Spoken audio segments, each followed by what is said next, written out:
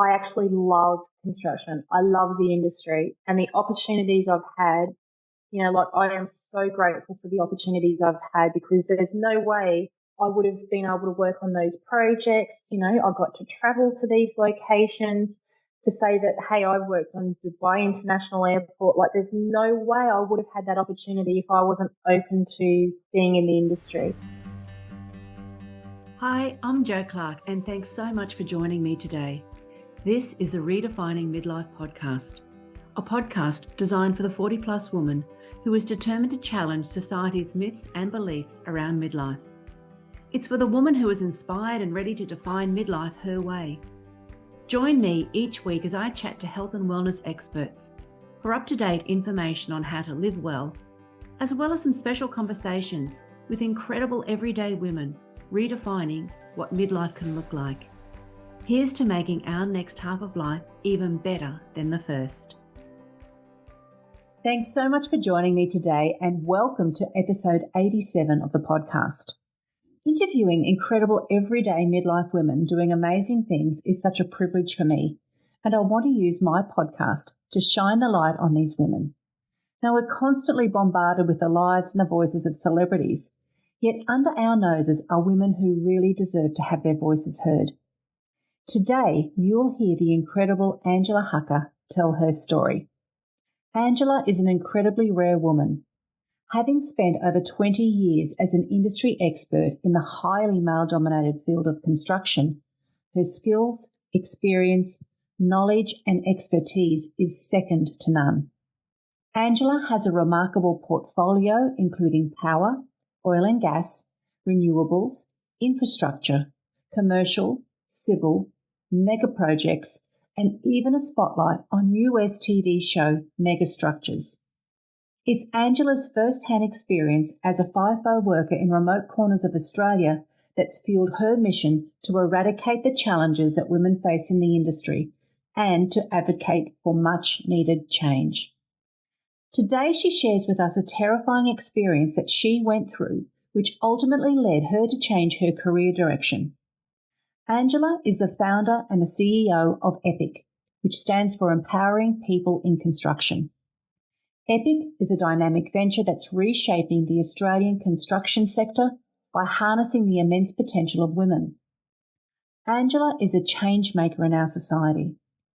As you'll hear, she's incredibly humble, yet powerful and determined. I know you're going to be inspired by Angela's story, her purpose and her passion to reshape change for women in the construction industry. But just before we start today's conversation, I want to remind you about the free online workshops that I'll be hosting at the end of May.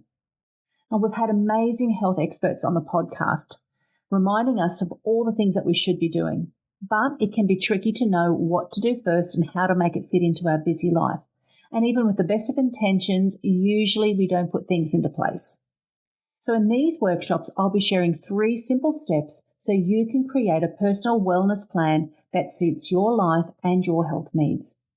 It's exactly what I help the women in my Better Than Before membership and the people who attend my paid workshops do. Now, I'll be sharing more details and episodes during the month of May on how you can sign up for one of these free workshops. And just to plant a seed, I really encourage you to have a friend join you so that you can support each other. Now, without further ado, let's welcome Angela to the show. A very big welcome to the podcast, Angela. Thanks, Jo. Thanks for having me. You're such a great example of a woman who is using her life experiences to help others. And as I mentioned in the intro, your career has been in a very male-dominated industry or industries, and that's led to some really unique and not always pleasant experiences for you. Yet you're using this as a catalyst to raise awareness, to create change, and to help other women, which I absolutely love. I'm looking forward to you sharing your special life journey with everyone in today's episode. Thanks, Jo. I appreciate the opportunity.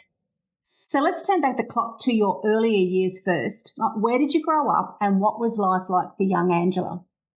Oh, goodness. So I actually grew up in Brisbane. I grew up in the very outer suburbs of Brisbane at Greenbank to be exact. So that's, about an hour southwest of Brisbane. Life was quite interesting. I'm one of 6 kids, so I've got 3 older brothers myself, and I've got twin sisters, 14 months younger than me.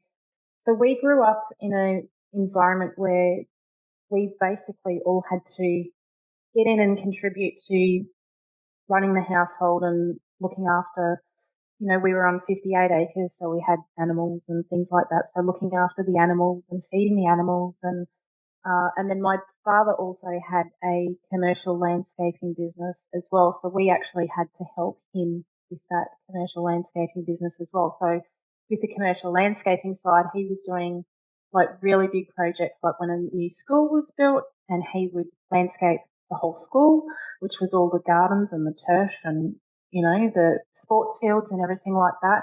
Or where there was like a housing estate, like a housing commission estate where there was lots of houses built. So landscape all the individual houses and then roads leading into the estates and everything as well. So yeah, growing up as a kid, it was pretty full on, especially in a household with all those siblings and my parents, and sort of on the go all the time with having to help with the family business. And that was pretty much weekends and school holidays, and I didn't have back then it was like what the kids called the normal, Saturdays of sleeping in and then, watching cartoons in your jammies and, going to the shops and things like that, because we lived too far from the shops, but we were up and we were on job sites quite early landscaping. You were on the tools early on.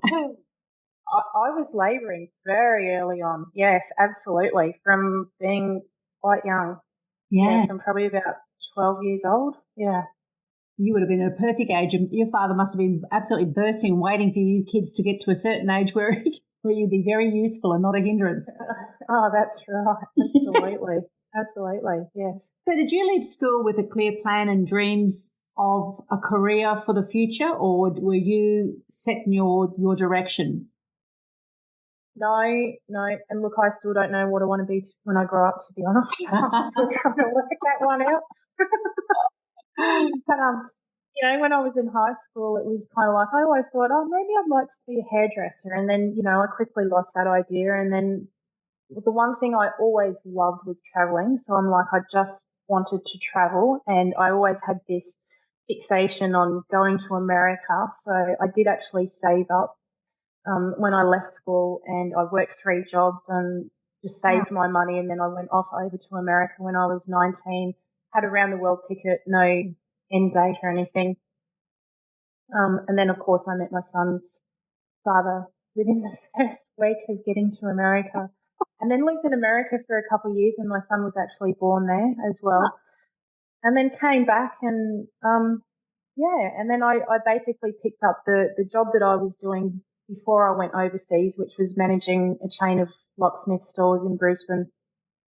And then I did that for a while. I've just I didn't really have a clear path to, like some people go, no, I want to be a lawyer, or, I want to be a doctor, or I want to be a scientist or whatever, an engineer. No, I'm still trying to work it out, to be honest. I just want to help people. I mean, that's my whole thing. I just want to help people, and I just want to make the world a better place. So that's something I've always known I've wanted to do. How that looks, has kind of obviously always changed. So, yeah. But isn't that a great thing that at this point in life, you still don't know, and it can be taking you off in a completely different direction. At this stage, you've got no idea what that could be. That, I reckon, that's so exciting. Yeah. I mean, it gives you that flexibility and adaptability to just be able to, whatever opportunities come along, and then you go, oh, okay, I never even contemplated that. Yeah, sure, let's give that a try. So, yeah, and that's kind of, to be honest, that's kind of how I live my life. I have a saying, I fly by the seat of my pants, and I literally do, because I just deal with it as it comes and take it as it comes and see where it leads me. And, I'm actually, to be honest, I'm very blessed I've had that mindset, because I wouldn't have been able to have the opportunities I've had in my time if I didn't think like that. So, yeah. That's right. And some women, like you're lucky, you've had that throughout your whole life. So some women have that at an early stage, and then they get into the slog of family, career, so they lose that, and then they might start to find it sort of partway through midlife again, thankfully. But you've had that blessing where you've had that whole growth mindset throughout your entire working life and sort of life, basically, not even working life, but life. You've experienced that. Pretty much, yeah. You're dead right. Like, that's pretty much how it's been, and I've just rolled with the punches, essentially. So, yeah. Brilliant. I don't know if I've ever had what they call a midlife crisis, because to me, like, a midlife crisis is when people get to a point in their life and they do that reflection and they do that self-reflection and go, oh, my life isn't actually what I thought it would be. Mm.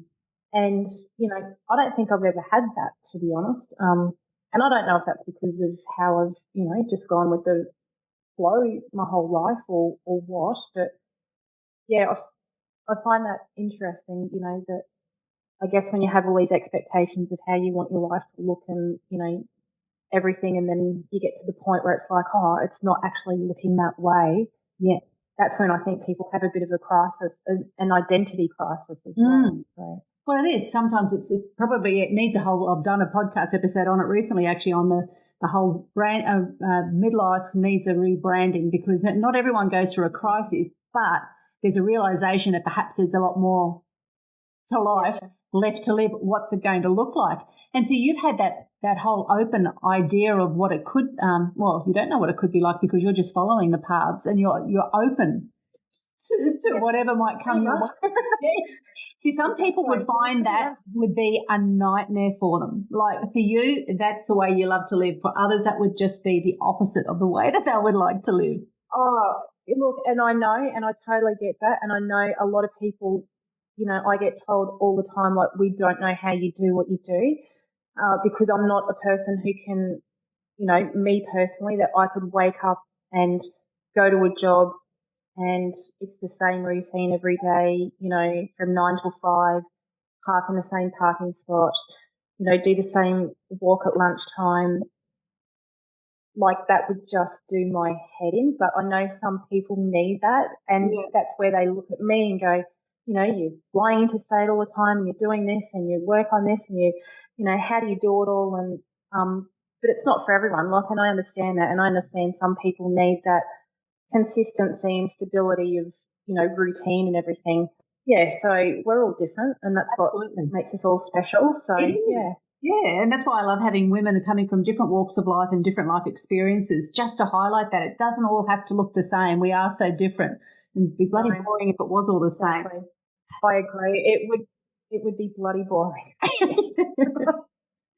So you talked about your job when you came back from the States, working as a manager in the key. Just run that past me again. It was a locksmithing. A locksmithing. That's right. Okay. Stores around Brisbane. Yeah. Right. So you had that as the starting of your career. What other jobs did you have in your probably early 20s, 30s? Yeah. So that one lasted through till my mid-20s. And that was my first taste of being in a male-dominated industry, to be honest. After that, I actually went into vehicle leasing, so fleet vehicle leasing with the Queensland government. And I did that for about 5 years, that was. And then my partner at the time and I, we were actually living on a boat, and we had this grand, again, go with the flow, had this grand idea that we were living on the Gold Coast, and we had this grand idea we'd sail the boat from the Gold Coast up to far north Queensland. Our first stop was in Hervey Bay, and we were meant to be there a few months, and it ended up being 4 years. But that was then actually my first, working on an actual major construction project in Hervey Bay, and we built the Peppers Resort in Hervey Bay.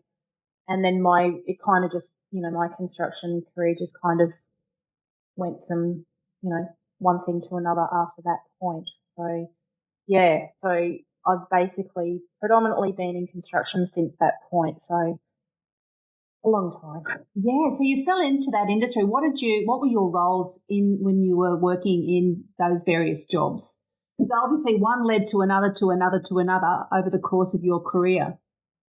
Yeah, so I'll probably start with the Peppers one, because that's probably the one that's got me on the trajectory where I am now, and the one that's, been a big part of my life, certainly for the last 20 odd years.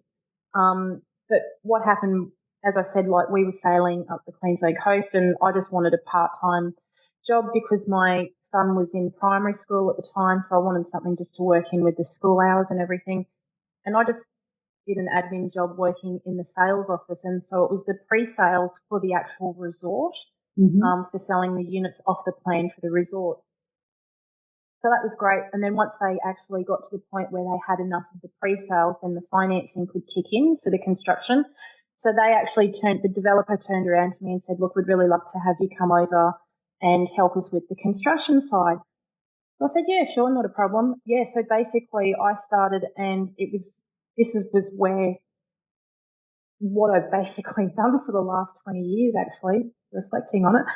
But this was where I actually started to then manage subcontractors or contractors on site. So I would actually put together the tender packages and the specifications for different scopes of work, put them out to market, and then get them back and assess those and then pick a contractor from that and then manage that contractor through the course of the construction whilst the works was happening.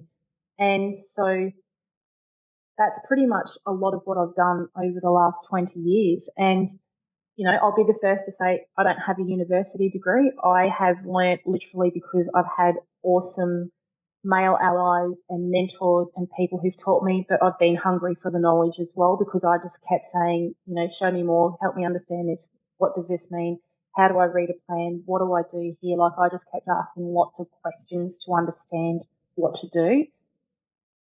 Yeah, then that led me into my next role after that was in Brisbane based, but it was for an international company. So I actually managed their civil channel that they had. So the civil channel is basically, it was all the civil construction projects that they had all around Australia and around the world. So that was if they were building new bridges, we would actually supply products for the bridges. So this was where my job working at Peppers and learning how to read plans and put tender packages together and specifications and all of that stuff. We were then the contractor where then I would have to read the plan and understand what the quantities were, and I would have to put the pricing together to then be able to submit it to win the work. So, but then part of that as well as on top of managing the civil channel and all the civil projects that we had around Australia, I actually looked after all the international side as well. So I was actually really fortunate to look after projects like Dubai International Airport was one of my projects that I looked after, and Ferrari Resort in the Emirates, and these really iconic projects throughout Dubai and the Emirates and everything, Singapore, Pakistan, New Zealand, India, so a lot of the civil projects there as well. And yeah, it just kept going from strength to strength. So it's kind of like when I look back now and see the way of just going with the flow and seeing how it is and the opportunities and then the stuff that I'm able to say, hey, look, I worked on Dubai International Airport. I may not have been there physically, but I was a part of it because I actually got the plans and I had to interpret that and work out what we needed and submit the pricing and, you know, organise all the materials to actually be shipped to Dubai. So I was dealing with all the, you know, the export requirements as well. And then, you know, like years later when I went to Europe and I had to stop in at Dubai, so I'm walking around going, oh, yes, I know all this stuff. And, you know, it's kind of really good to then actually be able to see all the stuff that I'd been involved in all those years beforehand. So that was really fascinating. And then my next one after that was working for a major multinational company in Australia who does a lot of different infrastructure works and construction works and operations and maintenance of, you know, major infrastructure, like mega projects is what they do. And that was where I then actually got into starting to do the fly in, fly out work around Australia as well with them. So okay, so if we go back, and that was one of my questions actually, Angela, you talked about mega projects, and when we had our chat, I never actually asked you back then, what is a mega project? So if I don't know, I can guarantee that a lot of the listeners won't know as well. So what does that mean? So a mega project is a project that's in the billions, so not the millions, but the billions. So I was working on ones that were like $42 billion. Oh my Lord. $53 billion, and they were taking 10 years to build. Holy. So, yeah, and the scale of them, so one of them that I worked on, we had 4,500 people on site. The other one that I worked on was 12,000 people on site. So, and that was just the component of whilst that part of the construction was happening. That wasn't including all the stuff before my time or after my time as well. So it's like a grand scale that, that is just no, my mind wouldn't amazing to see. It would be. Yeah. And so what sort of projects were they? What were they for? Were they, is it mining? Is it, what is it exactly? They were gas projects. Gas. So they were both gas projects. So one was at Curtis Island, just off the coast of Gladstone. And then one was in Darwin, which was the new gas project that they did up there. So both of them, so the one at Curtis Island, there was actually 3 gas projects being done at the same time. And the gas pipelines came from out Western Queensland. So they travelled about 500 k's to get all the coal seam gas from Western Queensland. And then that would come through to the pipeline. And then the gas project was basically to convert the coal seam gas to the LNG gas. And then they were being exported over to that one, it was being exported to China. The one in Darwin, their pipeline came from out at the sea. So they had the pipeline come on the seabed floor, come in and then do the conversion. I mean, the conversion sounds really easy, but it's really not. Like, it's very high risk because you're dealing with flammable material. Yes. And if ever you've watched a YouTube video of a gas plant exploding, like, you've got no chance at all. I see what it's like on my own hot plate if I haven't got the hubs on properly. So. Yeah. And so then the one in Darwin, it was that they were actually going to Japan, all the gas from there. Yeah. So it was just honestly mind-blowing to be a part of it. And the one at Curtis Island, because that was actually those 3 gas projects were being built by an American company. And the one we were on specifically, because it was the largest of the 3, the US TV show Megastructure actually came out and filmed that project of the progress. And, we'd be standing there and there'd be drones flying overhead, and it's like, oh, yeah, that's just, the US TV show filming it. And I didn't think anything of it at the time. And now I look back and go, holy crap, like, that was actually pretty amazing to be on a project that actually ended up on a TV show. So, yes. Yeah. So what were your roles when you were on these mega projects? Was it similar types of roles that you were explaining to us earlier, or were they completely different positions you had? Yeah, so they were similar. They were definitely similar. The one in Darwin was very similar. The one at Curtis, that was a bit of everything. So I was looking after, like, the travel and the payroll and the HR and the IR and all of that sort of stuff in conjunction with my construction manager, managing all the issues on site, doing safety audits, managing our contract and our relationship with our client, because we were only meant to be there 6 months initially, and we ended up there almost 3 years because of the quality of work that we did, which was really good. It was a real credit to the guys as well and everyone. But, it was basically the construction manager and I were the ones responsible for managing everything. We had about 250 people on site at peak, and we had a day shift and a night shift. So we were going 24/7. Most of the time, I think we had like an hour changeover of a morning from when night shift finished to when we came in, and we were working 28 days straight with 1 day off. In that 28 days, and then we'd come home for a week break. So we did that, like I said, for almost 3 years on that one project.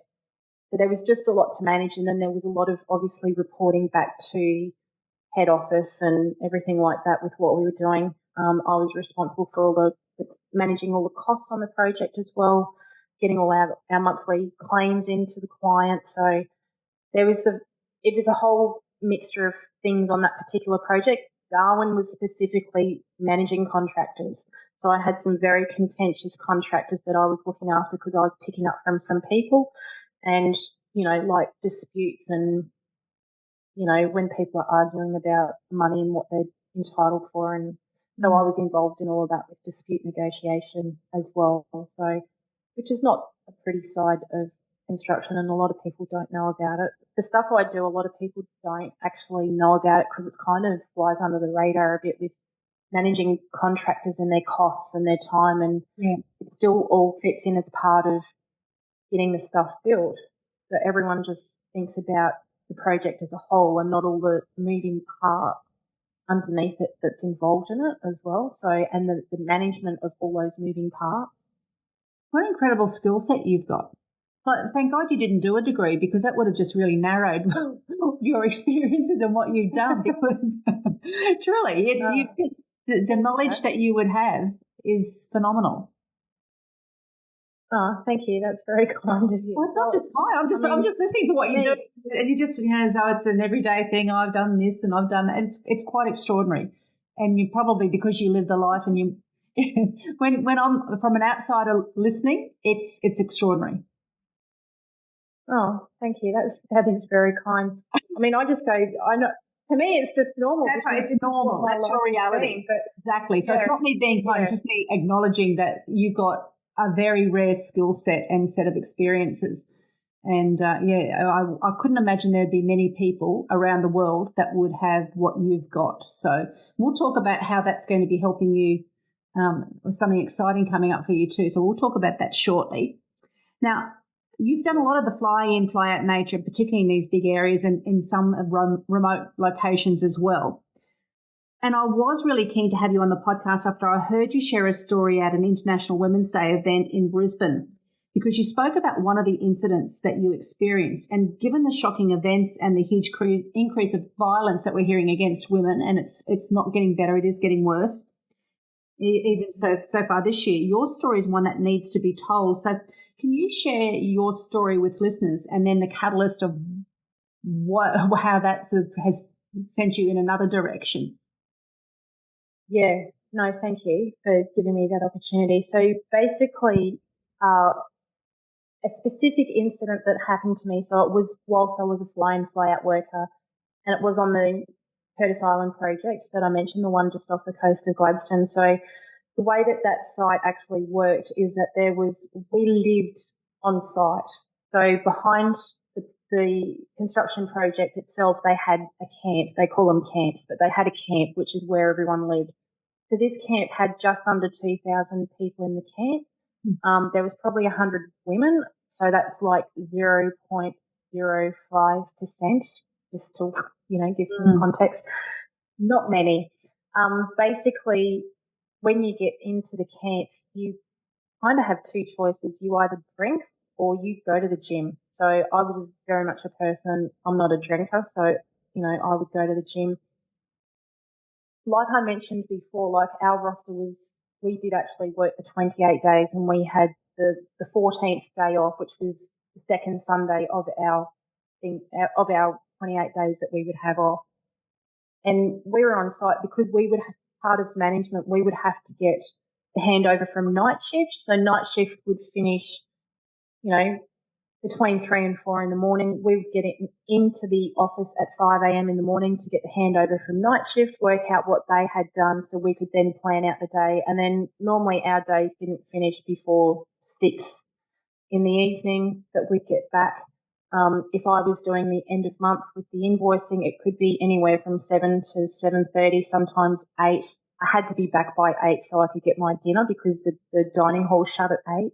Yeah. But, they were big days. You're doing 12, 14-hour days essentially as a minimum. And when you do that 28 days straight with one day off, you're exhausted. Yeah. But anyway, I had this one particular incident. So it was a Saturday night. We were working the next Sunday. So we were working the next day. So I'd had dinner and I just wanted to get back to my room and crash out because I had to be up at 4:30, be on site at 5. And then, I still had another 7 days to go before I had my day off.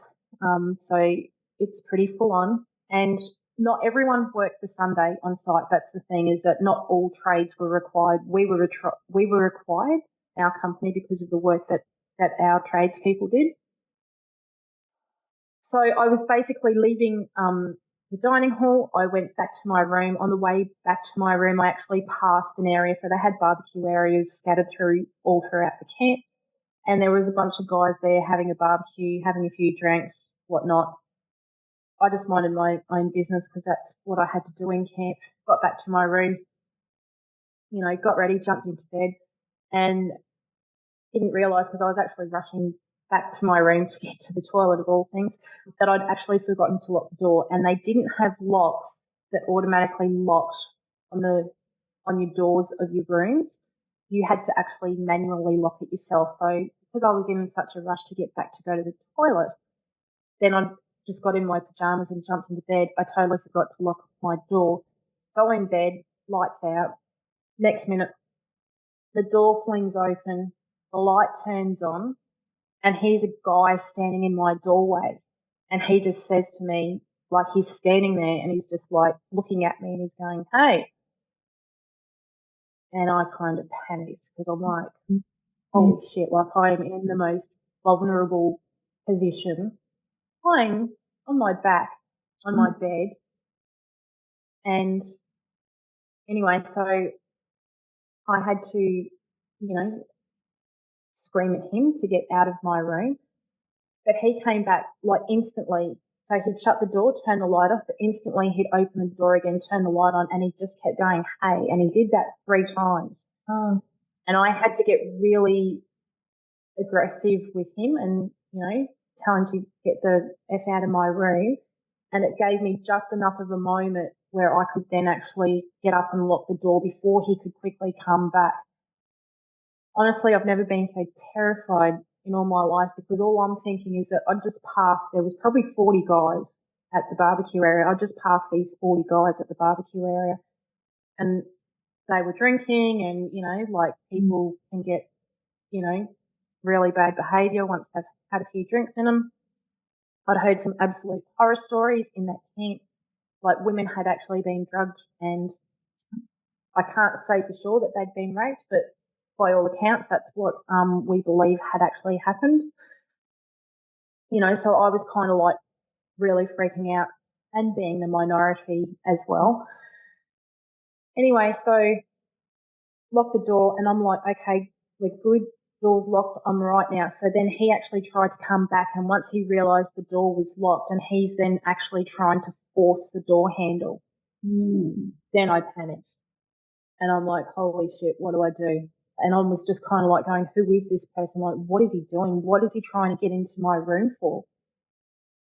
So I rang camp security, and anyway, they were a little bit disappointing with their response, because it took them 13 minutes to actually walk 100 metres from the security hut to where my room was. And I actually said to them, look, I've just had this person into my room 3 times. They're now trying to force my door handle open.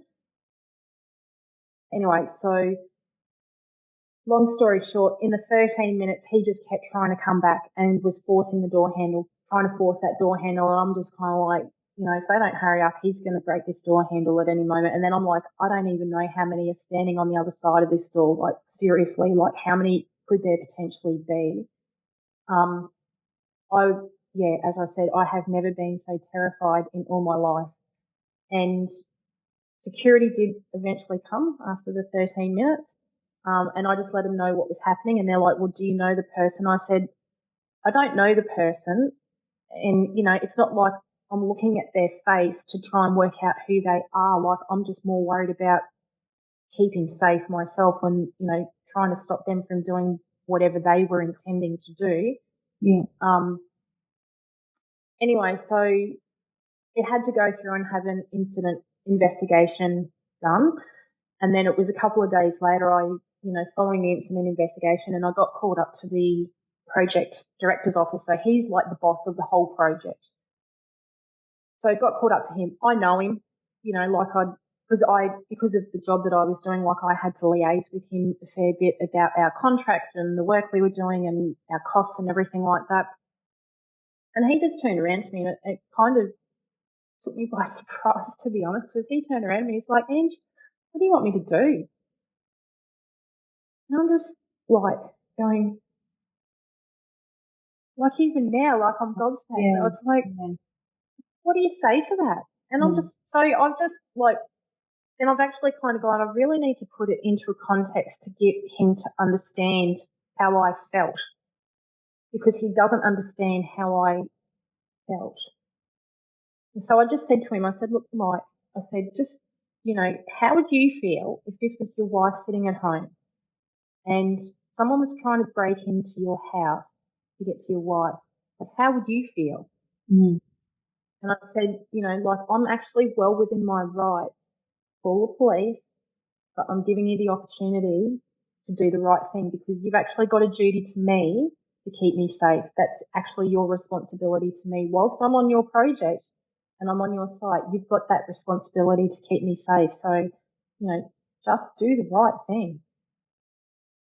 And he was still kind of like, oh, I don't quite know what to do. And then luckily I had my, one of my management team with me, and we just came to an agreement then that I would be moved to a room where I was like 10 meters from the security hut. I would have, they actually said, we want to be near her because we can't trust that you're going to do the right thing to keep her safe. So we want to make sure that she is kept safe. So I had 3 of my male team members from management who were literally within 10 meters from where my room was. So that if anything happened in the future, like, one of them were there straight away, because they were just disgusted with the way that security handled it. So that was kind of the outcome. But, it's just kind of, as shitty as the experience was, and excuse me for swearing, but as shitty as it was kind of like, it just made me, back then, it made me go, if I can actually help fix this one day, then that's what I'm going to do.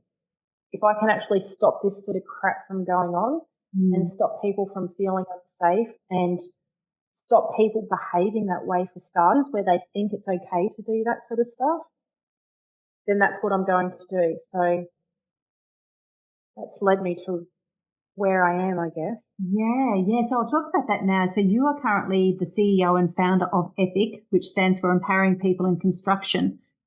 And your mission is actually to try to eradicate, and I'm saying trying because this is such a huge topic, isn't it? Eradicate the challenges women face in the construction industry, from harassment to discrimination. I mean, this is such a deeply entrenched societal issue. Like and you're in a male-dominated industry, which you've got other layers on top of what ordinary women in society experience. So how do we stop, or how are you hoping to stop and uncover a lot of what's going on, and then to prevent it, like putting protocols in place? So what are you hoping to unravel with the you now having EPIC as such an important part? Yeah, no, thanks, Jo. So my thing is, as the high level view of it basically, is make the culture better, because the culture is very toxic. With it being male dominated, and I'm not saying it's because it's male dominated, construction itself is a very multi-generational industry where that's all that a lot of people have done. The behaviours have been pretty much how they've always been, and it's only now that there's an awareness that things are actually starting to have a light shone upon them, I guess you could say. So these kind of issues are actually, there's now a lot of legislation around these particular issues as well.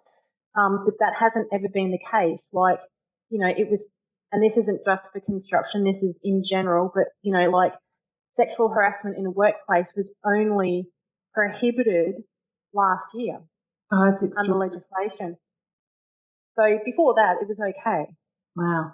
But, in 2023, suddenly it's prohibited in a workplace.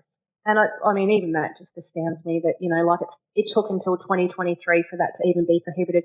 But then you add that to the boiling pot of being in a male-dominated industry, in that kind of environment that I've been in, a FIFO environment where, you're like one of 100 women. The issues are quite pervasive. So what I'm working on at the moment is basically addressing the culture issue. For me, the culture needs to be more inviting and welcoming for women. It's really not, because there's so much stigma about construction and all the issues that go on. And a lot of people that I talk to are just like, there is no way we would encourage our son or our daughter to enter the industry because of how it is. And I'm having men telling me that about their sons and daughters, that they wouldn't actually encourage them. So how I'm doing it is I'm actually partnering with a technology company. It's actually quite a groundbreaking initiative, to be honest. So this technology company, so they're the global leader with AI adaptive learning. But what the purpose is of the AI is that you can actually uncover subconscious biases and then educate people to then get them consciously aware of their behaviours, because you can't change the culture if people have still got their biases. So if you can uncover their biases, make them consciously aware of their biases, then you can change behaviour, which can then result in changing the culture. So what that means is things like sexual harassment, for example, which is really pervasive. It's things like this technology, where people go, oh, I didn't realise that was sexist, but it actually is. And that's what the beauty of the technology will do. It will actually help uncover those sorts of behaviours. And sexual harassment is probably a hot topic because there's so much legislation that has come round about it, especially with positive duty and everything like that as well. The psychosocial hazards, because it falls in under that, where PCBUs, a person or a company conducting a business, they now actually have a legislative obligation to minimise psychosocial hazards as well, and sexual harassment, bullying and discrimination sit in under that. So the tool will actually do, or the modules will actually do, is help companies fulfill that obligation, because what they're doing then is educating people and they're helping to change their biases so they're aware of them, which will transform their behaviour. So it's that constant education piece, because, for me, it's all very well to sit up and talk to someone about a topic, but unless you can actually get to the very deep layers, it's just a lot of blah going in one ear and out the other. Yeah. So with this particular thing, it's kind of like how safety has been, when you look at how safety has evolved over the 20 years, certainly the last 20 years. Safety used to always be, people would wear, stubbies and thongs on a construction site, and there was no PPE, and, it was a bit of a cowboy scene, to be honest. Yeah. But, it's been the last 20 years where safety has actually got a lot better. It's still got a hell of a long way to go, but it's certainly a lot better, where people are doing, their risk assessments and they're looking at things, and, electrical cords need to be tested and tagged, and just those sorts of things. Like, there's all these improvements that have started to happen in the safety space. So that's how I envisage this will happen with the culture space, is actually helping to address behaviours.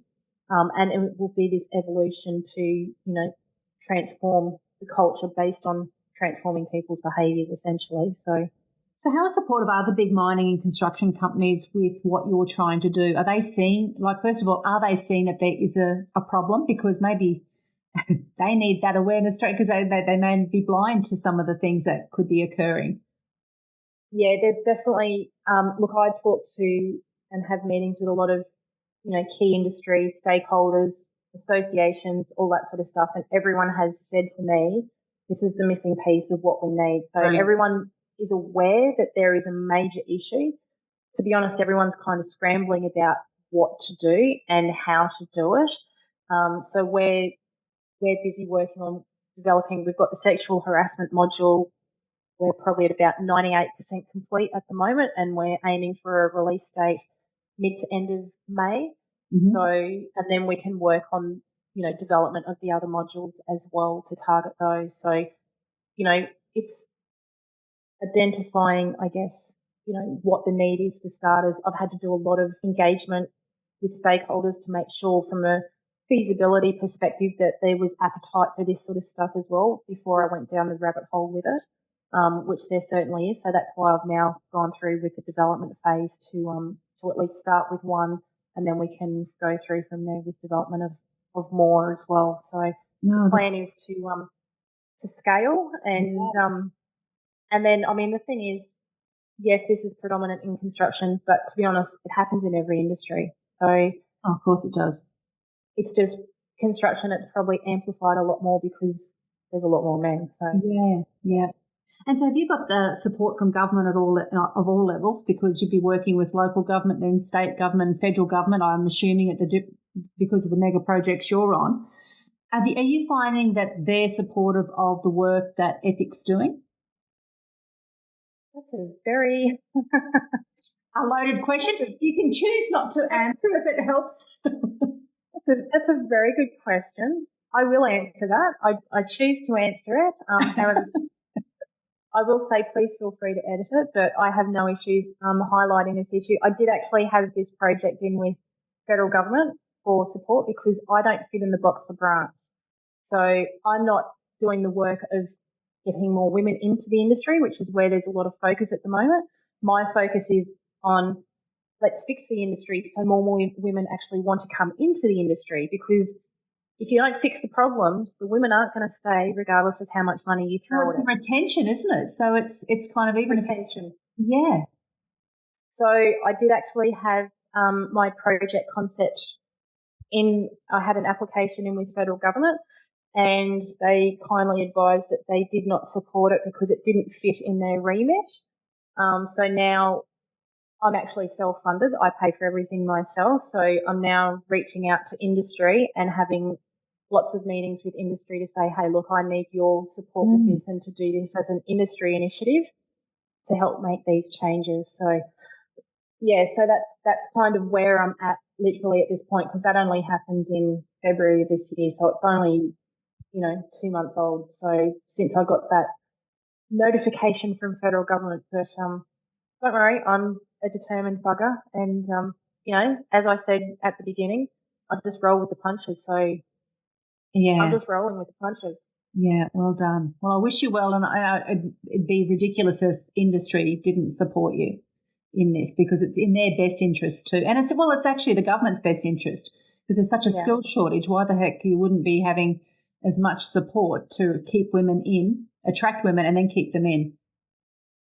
Yeah, and I think for me personally, I think unless you've worked in the industry and you understand the challenges, it's very hard for you to then know how critical this is. So whilst there's a lot of legislation and things like that happening around it, but when there's decision makers who haven't necessarily have the lived experience of what this actually feels like, it's very hard for them to grasp why it's needed.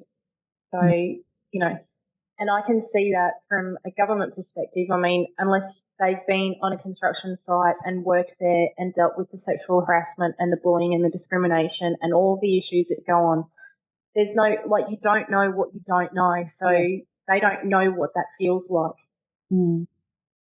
Well, I wish you well, because it is a huge undertaking that if you're funding it yourself now, with the plans that you've got and where you want it to go, you will be making a difference. That is a huge ripple effect.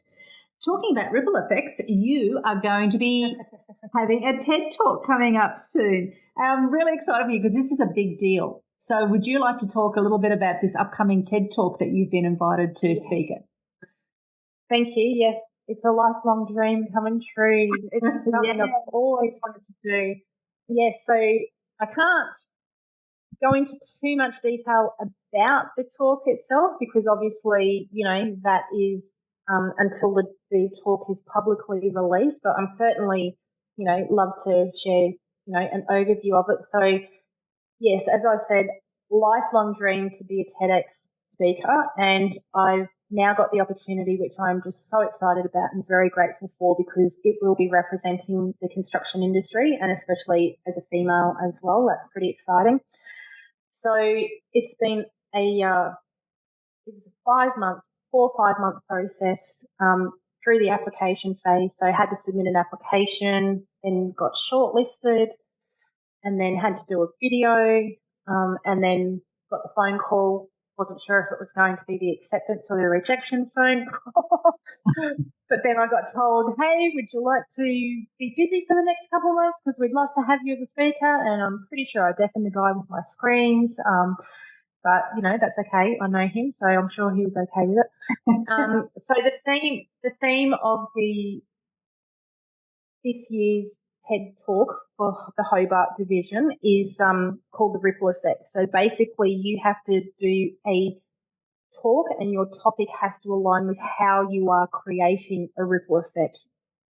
So mine is about the construction industry and the work that I'm doing in the industry and, basically about amplifying voices in the industry is essentially what it's about.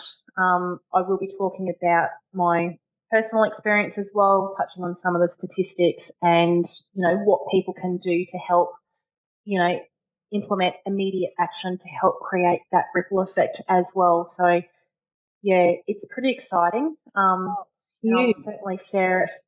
Yes. Yes. Yes.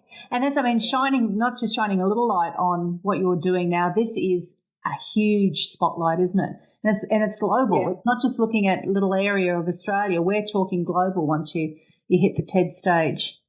Correct. Yeah. It goes Good on the for global you. platform and I've got people in the US and the UK waiting with bated breath for it to become publicly available. I've got people, just all over, just super excited in the industry who are, waiting for it to come out so they can share it in their network. So, yeah, I feel, to be honest, I feel really honoured that I've been given the opportunity to actually represent construction industry. Yeah. And to be able to be a voice to help amplify, what's actually going on and, what changes are needed as well. So, for me, that's a real privilege and an honour. So I'm very grateful for that. Well, this time next year, who knows what you're going to be doing? It's going to open up so many doors for you and so many doors for Epic and what you're hoping to achieve there. So, on behalf of all the listeners, I wish you all the very, very best for that. Thank you, Jo. I really appreciate that. That's really kind. It's true. No, so we want women of all ages, particularly women who are younger and considering a career in construction or mining, to feel supported. What advice would you have for a young woman who might be contemplating going into this industry, or if it's a mother listening and they've got a daughter who is keen to go into the industry? What would you say? Okay, I will say about how I feel about construction and hopefully that might inspire someone. Regardless of the incident that I spoke about, I actually love construction. I love the industry and the opportunities I've had. I am so grateful for the opportunities I've had because there's no way I would have been able to work on those projects. I got to travel to these locations to say that, hey, I worked on Dubai International Airport. Like, there's no way I would have had that opportunity if I wasn't open to being in the industry. But added to that, the friendships that I've made, I'm actually, to be honest, closer with the friends I've made from working in the industry than I am with my own family.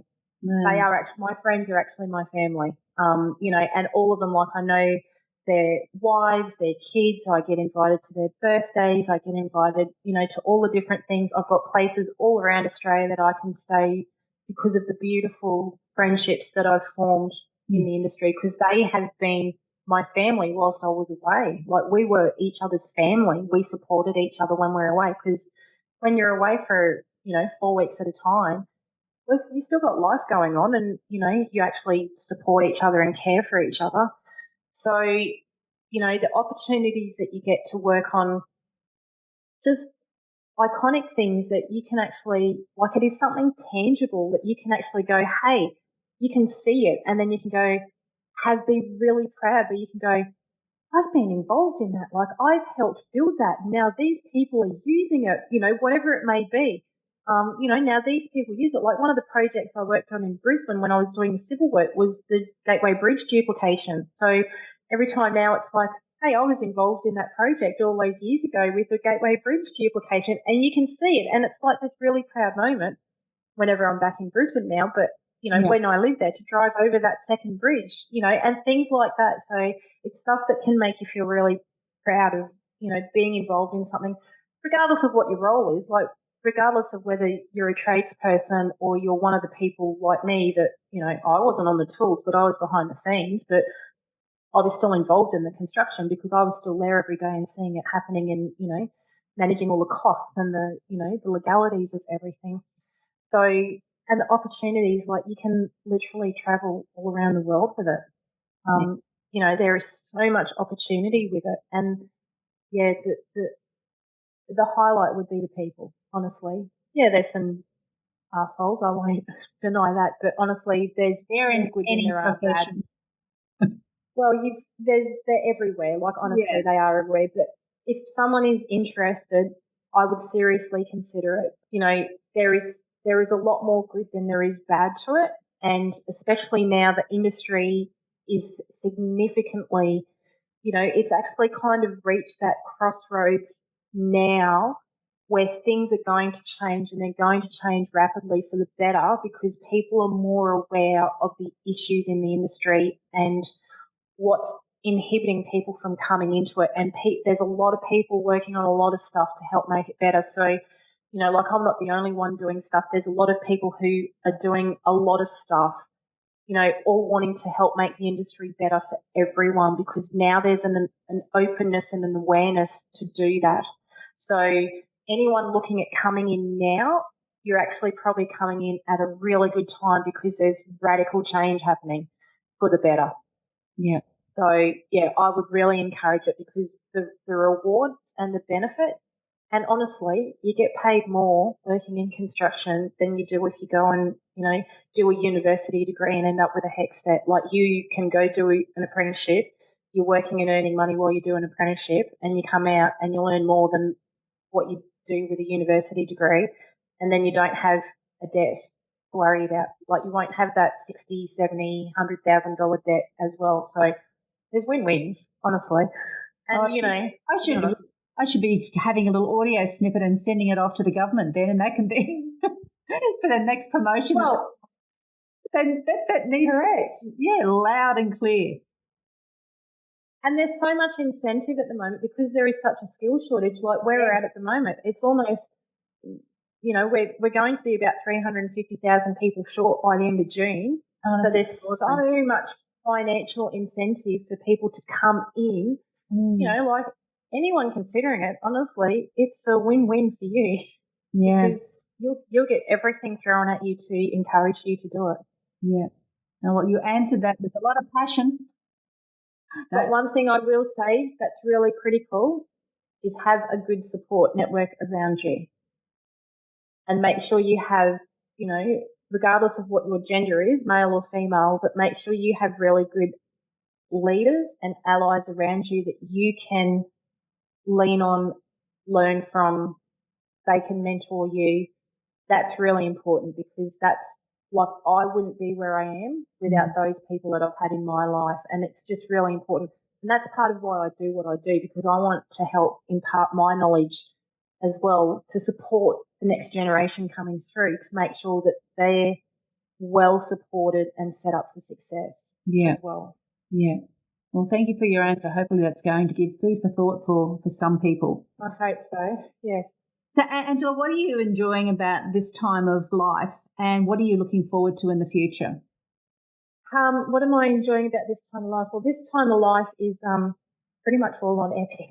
I really don't have downtime. Like I was listening to Steve Bartlett the other day, who's the diary of a CEO for anyone who doesn't know. He was just in Brisbane last week. But I was listening to him the other day and it was kind of like, I think people who are entrepreneurs must have like this major disease because all they think about is their work and all they want to do is work. And I'm kind of like, I kind of relate to that actually. Because to be honest, but this isn't work for me. Like this is what makes me jump out of bed every day. It lights me up. It's like, okay, what can I do now? What can I do now? What can I do to help make it better? What can I do to, help others? And, so that's kind of like my driver at the moment. So that's kind of where I am at the moment is me wanting to do as much as I can as possible to help set the industry up for success and to set everyone in the industry or coming into the industry up for success as well. Like that is honestly, it's like a fire in my belly that is only getting bigger and bigger. It's certainly not getting smaller by any chance. And then what do I look forward to in the future? That's a really good question. No, I'd like a new car at some point, but that's probably what I'd look forward to. Yeah. Excellent. Well, that was nice and simple. Car. Yeah. A new car. Yeah, I've already picked it out. It's a black Land Rover. That's what I'd like. That's what I'd look forward to one day, is getting my black Land Rover. But, everything else, because to me, like, doing this, like, this is what I look forward to. Yes, just more of the same, bigger and better. Just more of this, and then if I can just help get that out and, get it to more people and get it, like global and, get it in multiple industries and, that's what I look forward to. Yeah, absolutely. Yeah. Well done. Well, our final question then, I'm really interested to see what you're going to say about this one. What do you hope 80-year-old Angela is going to say about current day Angela? Oh my gosh. 80-year-old Angela, if 80-year-old Angela is still alive, she will be. She will be. She'll be driving an even bigger and better black Land Rover. That's right. I think she would thank this Angela for the determination and resilience to keep going, because, it's not easy, to be honest. They're continual. My FIFO roster is a walk in the park compared to this. This is a big beast to tackle, and, there's a lot of people who are a bit scared of the changes that are coming and can get quite vocal on social media about it. But it's having thick skin and broad shoulders and just going, no, my intent is good. And I think the 80-year-old Angela would be going, thank you for not giving up. I think she will be too. Well, thank you for all you're doing. You're a woman with great passion and drive, and you are making a difference. So thank you. Jo. And thanks for coming on the podcast and sharing your amazing story with us. Oh, I appreciate the opportunity. Thank you for allowing me to share my little bit for the world. So, pleasure. Thanks so much for listening and sharing your time with me today. I'd love you to hit subscribe on Apple Podcast or your favourite podcast app to keep spreading these empowering messages. Please share this podcast with other incredible midlife women in your world. Join me again next week for another redefining midlife conversation. Thanks again for tuning in.